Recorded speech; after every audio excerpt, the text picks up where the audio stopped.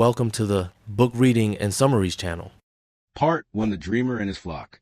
The Andalusian sun leaned low over rolling fields of wheat and olive trees. Between the golden hills walked a young shepherd named Santiago, his cloak faded by dust and wind, his eyes the color of early morning. Around him moved his flock, simple creatures who trusted him absolutely. He loved the silence of the countryside, the rhythm of his footsteps, the bell that chimed on the neck of his favorite sheep. Each day he followed the patterns of clouds and grass, and each night he read by lantern light or gazed at the stars. Though he lived a life of wandering, there was a strange peace in it, as if he belonged to the road itself. Santiago had not always planned to be a shepherd. Once, his parents had hoped he would become a priest, the pride of his poor village. They had saved money for his seminary studies, believing that holiness was the path to wisdom. But Santiago's heart yearned for something wider than Scripture. He wanted to know the world. He longed to see the castles of Spain, the desert of Africa, and the lands he had heard about from travelers. So one day he sold his books, bought a flock, and chose freedom over comfort. It was not rebellion. It was obedience to a secret voice inside him, a voice that whispered, "There is more to life than what you can see." He had grown used to sleeping in abandoned churches or under open skies. In one such ruined chapel, a sycamore tree had burst a crumbling roof, its roots weaving through the altar. Santiago often returned there to rest with his sheep. One night, under the shelter of that tree, he dreamed a dream so vivid it woke him trembling. A child appeared and took him by the hand, leading him across a foreign land toward the pyramids of Egypt. When they reached the foot of the massive stones, the child whispered, "There, beneath these pyramids, lies a treasure." Just as the child was about to point out the spot, Santiago awoke. The dream clung to him like dew. 2 nights it came again, exactly the same. He could not ignore it. But what did it mean? He was only a shepherd. What did he know of Egypt or treasures? The gypsy woman. In the small town of Tarifa, Santiago sought the help of a gypsy dream interpreter. Her house smelled of incense and mystery. Her hands were lined with symbols he couldn't read. After listening carefully, she said, "It is a prophetic dream. You must go to the pyramids of Egypt. There you will find a treasure that will make you rich." Santiago was stunned. Could a dream truly tell the future? "And what will you ask in return?" he said suspiciously. "Only 1/10 of your treasure when you find it," she smiled. "Dreams are the language of God. I only interpret what he shows you." He left her house laughing nervously, half believing, half mocking himself. Still, the words refused to leave his mind. The mysterious king. Later that afternoon, while reading in the plaza, Santiago met a man unlike any he had ever seen. Old, majestic, with eyes that shimmered like the sea. The stranger introduced himself as Melchizedek, the king of Salem. He spoke to Santiago as if he had known him forever. "You have found your destiny," the old man said. "It's what you always wanted to accomplish. Everyone, when they are young, knows what their personal legend is." "Personal legend?" Santiago repeated. "It is what you have always wanted to do. When you desire something with all your heart, that desire was placed there by the soul of the world." The boy stared in silence. The king explained that most people abandon their dreams because of fear or routine, but the brave pursue them. He drew a simple design in the sand, a triangle containing a dot, and said, "When you really want something, the universe conspires to help you achieve it." Santiago's heart beat faster. It was as if the man had plucked his secret longing from his chest. Melchizedek offered him 2 small stones from his breastplate, Urim and Thummim, black and white, to guide decisions when signs were unclear. "Sell your sheep," he said. "Use the money to reach Egypt. Follow the omens. The treasure is real." That night Santiago couldn't sleep. To give up his flock was to give up everything he knew. Yet the king's words burned like fire. At dawn he sold his sheep, keeping only the memories of their gentle trust. Before leaving, he looked once more toward the Andalusian hills and whispered, "I'll come back one day richer than I left." Part 2: The Stranger in Tangier. The journey by sea to Tangier took only a few hours, yet it carried Santiago into an entirely new world. The streets swarmed with merchants shouting in languages he didn't understand. The air smelled of spices and sweat. Men in white robes moved like ghosts through the crowd. He felt suddenly illiterate, a stranger in both speech and custom. Still, his heart leapt with excitement. Here was adventure, the proof that he had obeyed his dream. At a cafe, he met a man who spoke Spanish and offered to help him buy camels for the desert crossing. Trusting him, Santiago handed over all his money. But when he turned to look at the man again, the stranger had vanished. Gone. Everything gone. He searched the markets until sunset, calling out helplessly, but no one answered. Finally, alone on a stone bench, he wept. He had been foolish, naive. The universe had not conspired to help him. It had betrayed him. He wanted to go home, but even that was impossible. He had nothing left. Then, beneath the weight of despair, something inside him shifted. "I'm not going back," he decided. "If I could learn to take care of sheep, I can learn to survive here too." He remembered the old king's words. When you want something, the universe conspires. Perhaps this loss was part of the plan. He stood, wiped his tears, and walked into the unknown streets of Tangier. The crystal shop. High on a hill, he found a crystal merchant's shop, quiet and dusty. Through the window, he saw delicate glassware glinting in the sun. He entered timidly and offered to clean the glasses in exchange for food. The merchant, an aging man weary of the world, agreed. As Santiago polished the crystal until it sparkled, customers began to enter. By evening, the merchant's sales had doubled. Impressed, he offered the boy a permanent job. Days turned into months. Santiago learned the merchant's language, customs, and trade. He suggested placing the crystal in a display on the street. Sales increased. Later he proposed serving tea in crystal glasses, a novelty that drew travelers from far away. The business flourished. The merchant grew fond of the boy, though he himself lacked the courage to follow his own dreams, to make the pilgrimage to Mecca.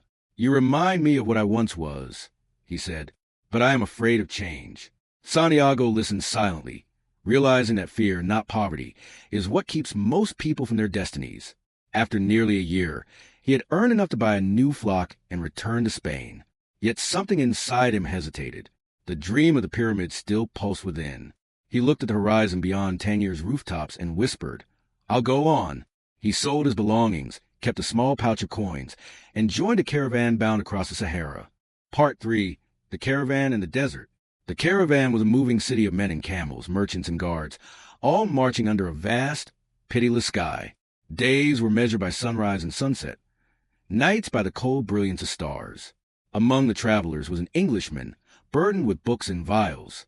He told Santiago he was seeking an alchemist, a man who knew the secret of turning metal into gold.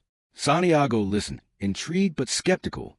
The Englishman explained the principles of alchemy, the master work, the purification of matter and spirit. He spoke of the soul of the world, through which everything is connected. Santiago realized that these ideas echoed what Melchizedek had told him. As the caravan moved deeper into the desert, the boy learned to read the omens of nature, the patterns of wind and sand, the moods of the camels, the silent conversations between sky and earth. He began to feel that the desert itself was alive, whispering ancient secrets. At last, they reached an oasis, a green miracle amid endless dunes. There Santiago saw her, Fatima, a young woman drawing water from the well. Her eyes were dark and deep as the night sky. When their gazes met, time seemed to pause. He knew, without words, that he found the love written into his destiny. He spoke to her the next day, and she smiled, her face hidden behind a veil. "I belong to the desert," she said softly, "and if you must go to your treasure, I will wait for you here." The caravan's leader warned that tribal wars raged beyond the oasis. The travelers must remain until it was safe. During those days, Santiago met the one the Englishman had sought, the alchemist, a man of extraordinary calm, clothed in black and mounted on a white horse. Part 2. The King and the Call of Destiny. As the sun burned away the mist of morning, Santiago lingered in the small Andalusian town square. The memory of the merchant's daughter still danced in his heart, yet the strange old man's words echoed louder. When you want something, all the universe conspires in helping you to achieve it. The man had called himself Melchizedek, King of Salem, a name from the distant myths of the Bible, yet he spoke with the casual confidence of someone who ruled over more than kingdoms. He claimed to know Santiago's dream, the one about a child leading him to treasure by the Egyptian pyramids. He spoke of a thing he called a personal legend, the one true path that each soul is meant to follow. At first, Santiago had been skeptical. The idea sounded like madness. But there was something about the man's presence, a gravity that drew the boy in like the pull of the moon on the tide. They sat together on a worn bench in the plaza. The old man removed a shimmering breastplate hidden beneath his cloak, revealing a golden Urim and Thummim, 2 small stones, one black, one white. "These are for reading omens," said the king. "When you can't read the signs of the world with your heart, you can use them to decide." He asked Santiago for 1/10 of his flock in exchange for his guidance. Santiago hesitated. The sheep were his entire livelihood. But deep inside him, the dream glowed brighter than fear. The king's words struck something ancient within him, a whisper he had always felt but never understood. He sold his sheep and handed 6 of them over, trusting the mysterious man who seemed to know the secret language of destiny. Before parting, Melchizedek bent close and said softly, "Don't forget the simple truth. When you want something with all your heart, that's when you are closest to the soul of the world. Follow the omens, and never stop believing in your dream." Then, like mist dissolving under sunlight, the old man vanished into the crowd. Santiago never saw him again, but the twin stones gleamed in his hand like small promises of divine companionship. The journey begins. Santiago boarded a ship bound for Africa, the coast of Tangier gleaming like bronze in the distance. He was filled with excitement, the thrill of adventure singing in his veins. The air smelled of salt and spice. The horizon seemed infinite. He felt like a character in one of his own stories, a shepherd-turned-explorer, chasing a prophecy. But once he set foot on African soil, his confidence began to waver. The language was strange, the faces unfamiliar, and the calls of merchants and beggars rang harsh and foreign. He clutched a pouch of money from selling his sheep and tried to remember the king's advice. All people learn their destiny when they are young, but few have the courage to pursue it. That night, he entered a noisy bar filled with the smell of tobacco and laughter. A young man approached him, speaking a little Spanish. He claimed to be a guide who could take Santiago to the pyramids. The boy, naive and hopeful, agreed to trust him. They drank tea together, and Santiago handed the stranger his bag of gold for safekeeping while he went to the market. Moments later, when he returned, the man was gone. The bar was suddenly too bright, too loud. The realization sank in like a knife. He had been robbed. His entire fortune, his flock, his dream, gone in an instant. He felt a deep, hollow ache. He sat in the plaza as the call to prayer echoed across Tangier, tears stinging his eyes. The unfamiliar words of the muezzin seemed to mock him. "There is no God but God." He had never felt more alone. "I am just a foolish shepherd," he whispered. "The old man lied. The omens were wrong." But then the wind shifted. Somewhere in the crowd, a sword flashed in the sunlight, and the 2 stones, Urim and Thummim, rolled in his palm. He remembered the king's voice, learned to recognize the omens, and follow them. He took a deep breath. He could return to Spain, beg to work for another shepherd, and forget everything. Or he could stay. He could start again, even from nothing. The boy looked up at the sky, and for the first time, instead of seeing loss, he saw possibility. The crystal merchant. Santiago wandered the streets of Tangier until he reached the top of a hill. There, glinting in the sun, was a small shop filled with crystals, fragile, beautiful, shining like frozen light. Inside, an old merchant sat behind a dusty counter, staring at the horizon as though waiting for something that never came. Santiago stood silently for a moment, watching the dust motes dance. Then, without asking, he picked up a rag and began cleaning the crystal glasses on the shelves. The merchant looked up, surprised. He hadn't hired him, but when a customer entered moments later and bought 2 glasses, his eyes softened. "You can work for me," said the merchant, "but don't expect riches." And so Santiago began again. He cleaned the shelves, polished the crystal, and arranged the pieces so they caught the light like stars in a small universe. Every day, the merchant watched him, curious, perhaps even envious of the boy's energy. Santiago proposed ideas: to serve tea in crystal glasses to attract more customers, to build a display on the hilltop. The merchant hesitated, afraid of change, yet the boy's enthusiasm was infectious. Business grew. People began climbing the hill just to drink sweet mint tea from shining glass cups. The merchant grew wealthier. Santiago saved every coin he earned, dreaming once more of the pyramids. Yet as months turned to a year, a new temptation crept in: comfort. The shop had become a refuge, a safe harbor. He could stay here, live well, and forget the wild call of destiny.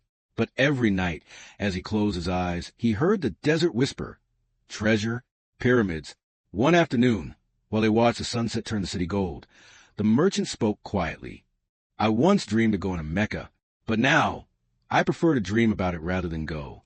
When I go there, I'll have nothing left to live for." Santiago understood. The merchant was not bitter. He was simply afraid that the reality of his dream would destroy its beauty. That night, Santiago made his decision. He would not become like the merchant. He would not let comfort chain him to safety. He sold his share of the shop's earnings, thanked the man for his kindness, and left Tangier with his pockets full, but his heart restless. The desert waited, vast, silent, and full of omens. Reflections. The fire of the first trial. As Santiago prepared to join a caravan bound for Egypt, he realized how much he had changed. A year earlier, he was a shepherd who believed that adventure was only in stories. Now he had crossed an ocean, been robbed, worked as a tradesman, and built a life from nothing. Each hardship had forged him stronger, like the crystal he had polished. Every trial had cleared away a layer of dust from his soul. The king's words now glowed with new meaning. When each day is the same as the next, it's because people fail to recognize the good things that happen in their lives while the sun rises. Santiago smiled at the desert wind that tugged at his cloak. The journey was not a straight line. It was a spiral. Every circle taking him closer to his treasure, but more importantly, closer to himself. The caravan master shouted, and the camels began to groan and kneel. Santiago climbed onto one and looked back at the city fading into the horizon. Tangier had been his crucible. It had burned away his illusions, but also taught him faith. Ahead stretched the Sahara Desert, infinite, golden, mysterious, and somewhere beyond it, the promise of treasure. Part 3. The Caravan and the Desert Signs. The first step into Sahara felt like stepping into another universe. The air shimmered, thick with heat. The dunes rolled like oceans of molten gold. Santiago tightened his cloak around his shoulders and joined the long, lumbering line of camels, merchants, and travelers that snaked toward the horizon. The caravan creaked and sang, a slow, ancient rhythm of bells, grunts, and wind. Each man carried a secret reason for crossing the desert. Trade, pilgrimage, escape, hope. Santiago carried a dream. The Englishman. On the second day, he met a man unlike any he had ever known. The Englishman. The stranger's saddlebags bulged not with food or goods, but books, dozens of them, their pages fluttering like wings. He was pale, intense, and impatient with the world. When Santiago asked what he sought, the man replied simply, "I'm looking for the Alchemist." The words shimmered in the air. Santiago had heard before from the old king, but to hear it spoken by someone real gave it new power. The Englishman explained that an alchemist was a man who could transform any metal into gold, but more importantly, one who understood the soul of the world, the invisible spirit that united all things. "Alchemy is not about gold," said the Englishman. "It's about perfection, the process of becoming who you were meant to be." Santiago listened, fascinated. He told the Englishman about his own dream, about the pyramids and the treasure. The Englishman nodded, half smiling. "Then you and I are on the same journey, in different forms." At night, while the desert froze and the stars blazed like lanterns, the Englishman pored over his books, muttering about master works, elixirs of life, and emerald tablets. Santiago, meanwhile, preferred to listen to the silence, the whispering sands, the creak of the camels, the pulse of the earth beneath him. He began to notice omens everywhere. A falcon circling above the caravan, a sudden gust that shifted a dune, a mirage that vanished at dawn. The Englishman sought truth in words. Santiago found it in observation. Two different students in the same classroom of the world. Lessons in the desert. Days turned into weeks.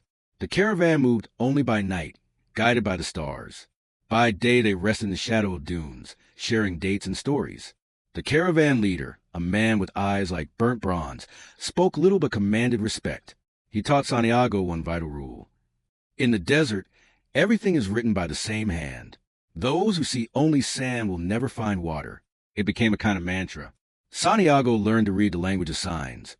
The way camels refused to move before storm, how silence deepened before danger. He realized the desert was alive. Every grain of sand had once been part of the sea. Every gust of wind carried whispers from far-off lands. One night, he asked the Englishman if books could teach him that. "Le Mensight. Books are like maps. But the treasure isn't buried on paper." The boy smiled. "Then maybe I should learn from the desert itself." The Englishman frowned but said nothing. Deep down, both knew the truth. The journey was turning Santiago into something different, a listener to the language of the world. The oasis. After many weeks, the caravan reached Al Fayum Oasis, a sprawling sea of palm trees and springs in the midst of endless sand. It was larger than Santiago had imagined, almost a small city. The air smelled of water and life.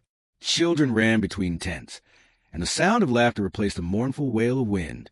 Here they would rest until the tribal wars raging across the desert subsided. For Santiago, it was both a refuge and a test of patience. He had grown used to movement, to the pulse of the caravan. Still, he explored the oasis, his heart open to omens. It was here that he met Fatima. She appeared one morning at the well, her eyes dark as the desert night. When she smiled, Santiago felt time stop. He greeted her, and in that moment, something ancient stirred in him, a recognition beyond reason. He thought, I have loved her before I even knew her name. They met each morning by the well. Their conversations were brief, but each word shimmered with meaning. He told her about his dream and the treasure. She listened quietly, then said, If it is written, you will find your treasure, and I will wait for you here. That night, Santiago lay awake beneath the stars, torn between love and destiny. Was it possible that his treasure had taken the form of this girl? He remembered the words of the Englishman. Alchemy is the pursuit of transformation. Maybe love itself was the purest form of alchemy. But in the stillness, he also heard the desert's whisper, Finish your journey. Love was not meant to cage him. It was meant to give him wings. Omens of war. Life in the oasis grew peaceful, yet rumors of battle drifted through the tents. Santiago spent his days helping the camel drivers, learning their stories. One evening, while watching two hawks in combat high above, he suddenly saw a vision. Armies riding into the oasis, swords flashing, blood staining the sand. It was so vivid he fell to his knees. The next morning, he sought the tribal chieftains and told them what he had seen. They listened in silence, skeptical but cautious. Finally, one elder spoke. The desert speaks in many languages. If your vision is true, you will be rewarded. If it is false, you will die. The boy bowed. He had learned long ago that following omens required courage. That night, the Alphaeum guards prepared for battle. At dawn, the invaders came, just as Santiago had seen. The oasis men ambushed them, saving their people. The chieftains praised the boy's gift and rewarded him with gold.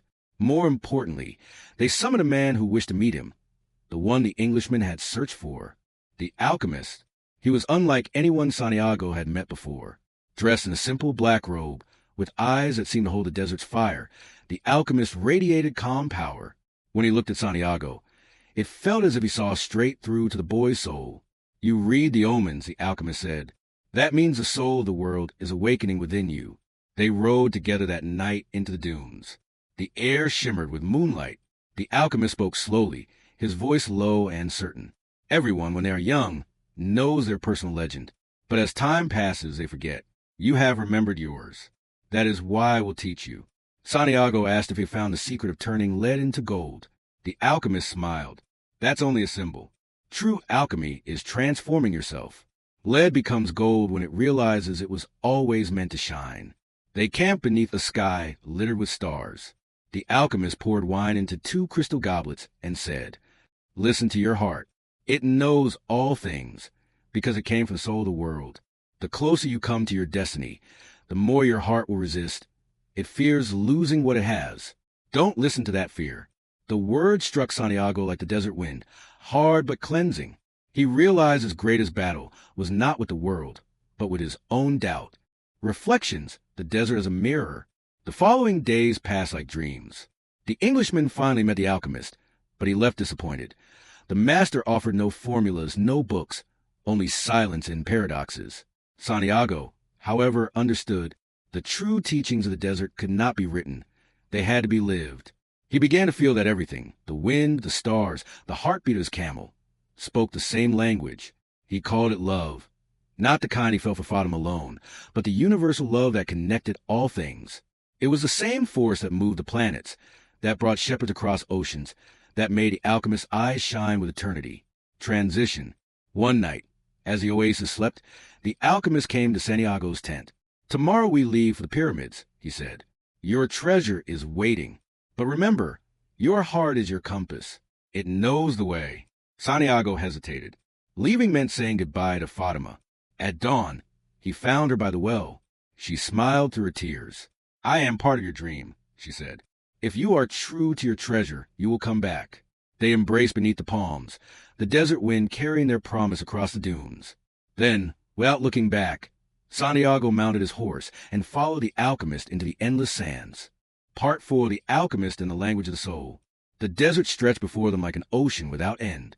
For many days, Santiago and the alchemist rode side by side, their camels gliding across dunes that shimmered under a merciless sun.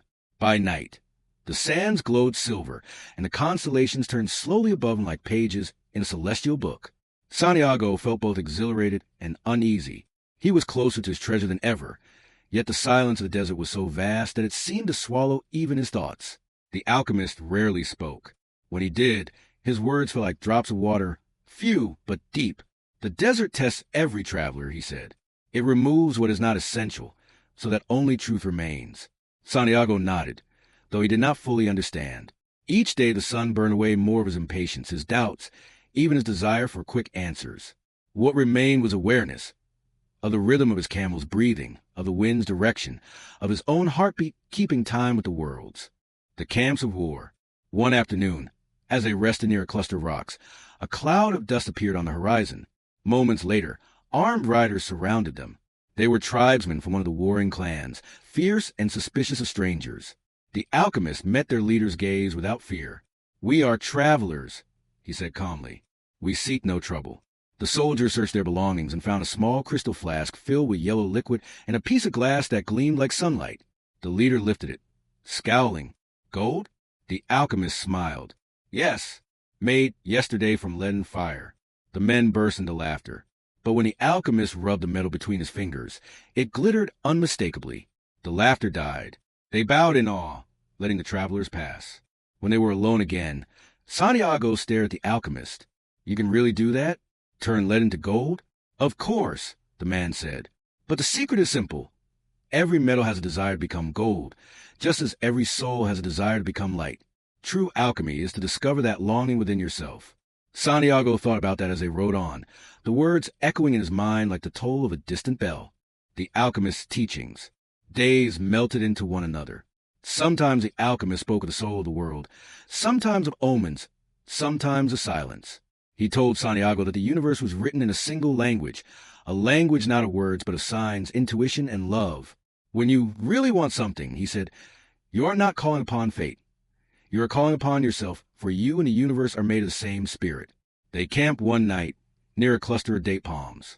The desert wind hummed softly, and Santiago stared into the fire.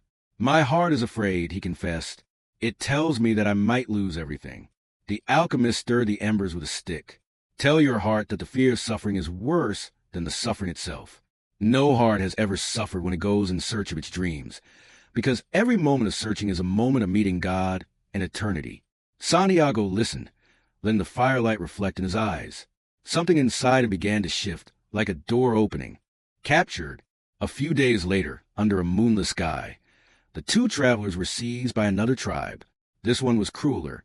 They accused them of being spies and dragged them before the chieftain. The alchemist bowed and said, "I am an alchemist. My companion is a seeker of treasure. If you let us go, I will show you a sign." The chieftain sneered.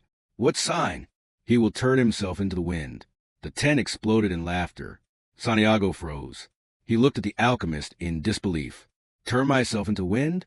That's impossible." But the alchemist's eyes were calm.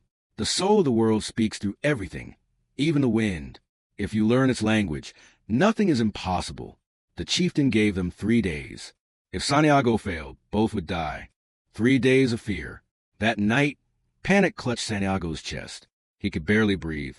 The alchemist said nothing, only sat watching the stars as if speaking to them. On the second day, Santiago tried to hear the voice of the desert. He lay on the sand, listening to the wind sweep over the dunes. He spoke softly. "Teach me. Show me how to be you."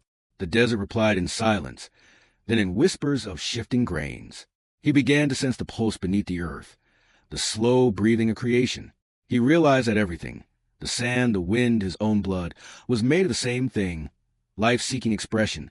On the third morning, when the guards came to take him before the chieftain, he felt a strange calm. The alchemist placed a hand on his shoulder.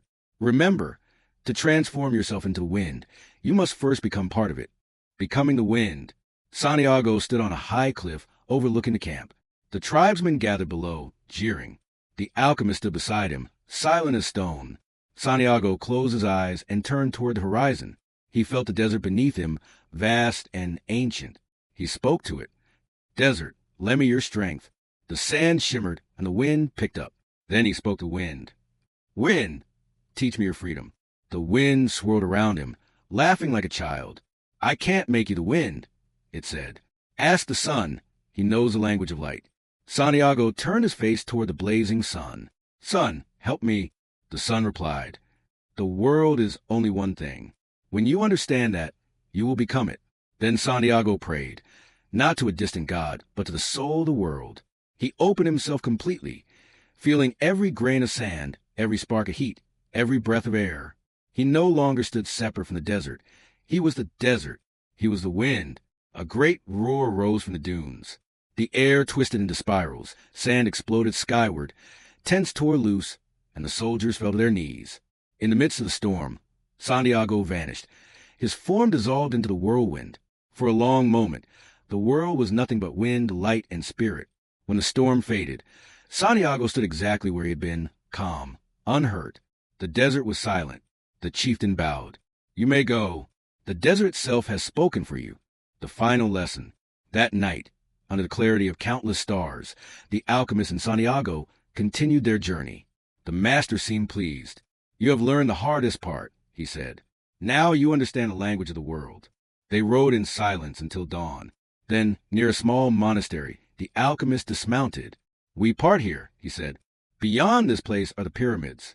You must finish the journey alone. He removed a piece of gold he had made and handed it to Santiago. For the road and for your heart. The boy hesitated. You could have shown me everything, how to turn lead into gold, how to live forever. The alchemist smiled faintly. I already have. Life will teach you the rest. Remember, alchemy exists so that everyone will search for treasure, and in the searching, become who they were meant to be. He turned his horse and rode back into the dunes, vanishing as the sun rose. For a long time Santiago stood watching, the desert wind brushing his face like a farewell. The pyramids. Santiago walked for many days, guided by the stars and by faith. When at last he reached the Egyptian pyramids, the sight stole his breath. They rose from the sand like mountains carved by eternity, each stone burning with sunlight. He felt his knees, tears streaming down his cheeks. He had arrived. Everything, the dream, the loss, the merchant, the love, the wind, had brought him here. He began to dig at the base of the nearest pyramid. Hours passed. His hands bled, but hope drove him deeper. Night fell, still nothing. Then he heard laughter behind him. A group of thieves stood there, swords glinting. They demanded his gold. He handed it over, trembling. They beat him and mocked him when he spoke of his dream. One of them sneered. A dream, you say? I dreamed once of treasure buried in Spain, under a sycamore tree in a ruined church, but I'm not fool enough to travel for it. They left him bleeding in the sand. And in that moment of pain and exhaustion, a radiant clarity broke over him. He began to laugh. The desert sky turned violet.